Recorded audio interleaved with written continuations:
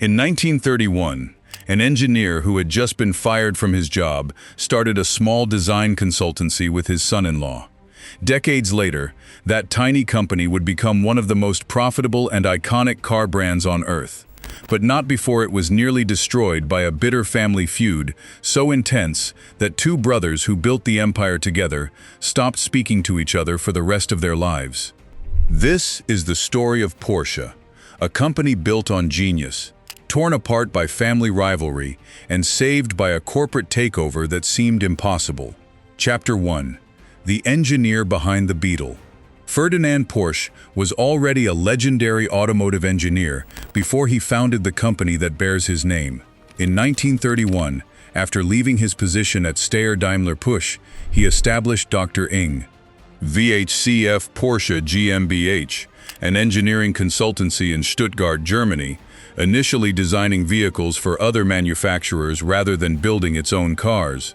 Porsche's most consequential project came in 1934 when the German government commissioned him to design an affordable people's car, a project that would become the Volkswagen Beetle. Porsche's design, featuring a rear-mounted air-cooled engine and simple, durable construction, became one of the best-selling cars in automotive history, though the project's origins under the Nazi regime remain a deeply controversial chapter, as the factory built to produce it also used forced labor during World War II, and Ferdinand Porsche was briefly imprisoned by French authorities after the war on suspicion of war crimes related to this labor use, though he was never formally convicted.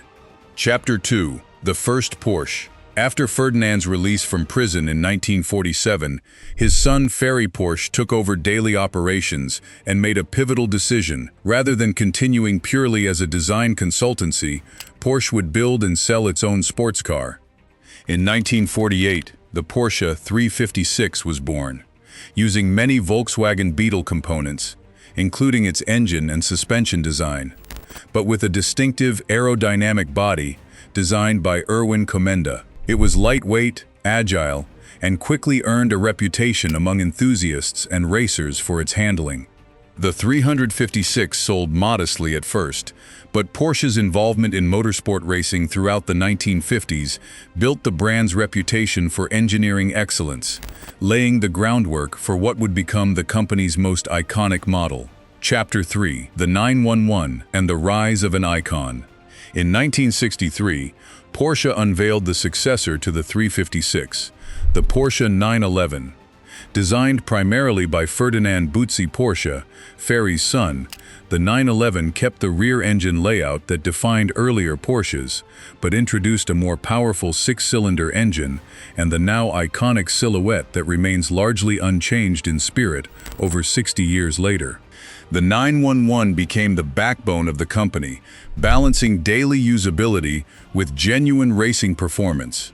Porsche's motorsport success accelerated through the 1960s and 70s, including dominant performances at Le Mans, where Porsche would eventually become the most successful manufacturer in the race's history, with 19 overall victories. However, the rear engine layout, putting the heaviest component behind the rear axle, made the 911 notoriously difficult to handle at the limit, especially for inexperienced drivers, earning it a reputation for sudden, dangerous oversteer that persisted for decades and became almost a badge of honor among serious enthusiasts.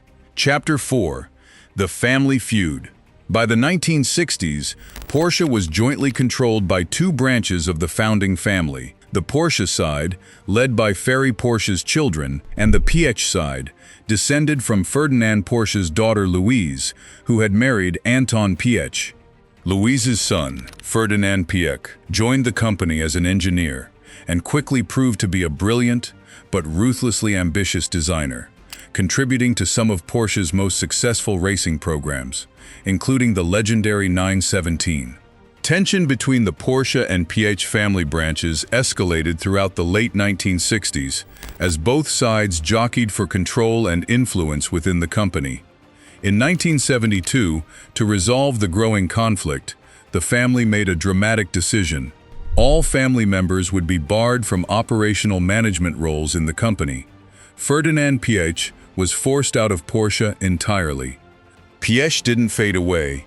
he moved to rival Audi, then part of the Volkswagen Group, and rose to become chairman of Volkswagen itself in 1993, turning it into one of the largest automakers in the world. The rivalry between Piëch and the Porsche family side would simmer for decades, setting the stage for one of the most dramatic corporate battles in automotive history.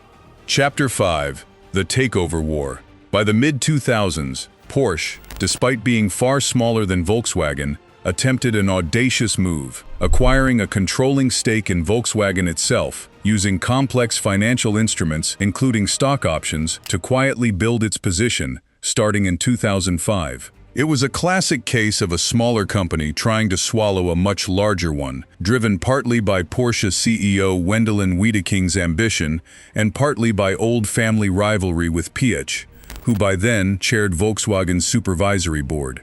The plan nearly worked. By 2008, Porsche controlled a majority stake in Volkswagen on paper. But the 2008 global financial crisis crushed credit markets right as Porsche needed to refinance billions in debt used to fund the takeover.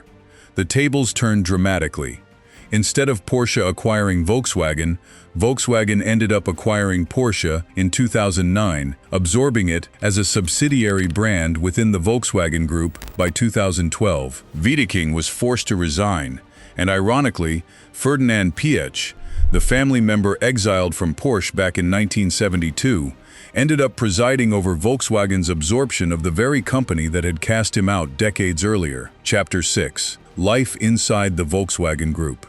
Despite the dramatic and humbling takeover, Porsche has thrived within the Volkswagen Group's structure, benefiting from shared engineering platforms and massive economies of scale while retaining its distinct brand identity and engineering culture. Porsche has consistently remained one of the most profitable car brands per vehicle sold in the entire industry. In 2022, Porsche was partially spun off through an IPO, becoming a separately listed public company again, while remaining majority-owned by Volkswagen, a structure that gave Porsche renewed financial independence while maintaining the benefits of group-wide resources, including its transition into electric vehicles with the Taycan, launched in 2019 as Porsche's answer to Tesla. Porsche's story is a reminder that even the most iconic, engineering-obsessed companies aren't immune to human drama. A family bound together by genius was nearly torn apart by ambition and rivalry, and in a twist almost too dramatic for fiction, the very family member exiled from the company ended up orchestrating its corporate fate decades later.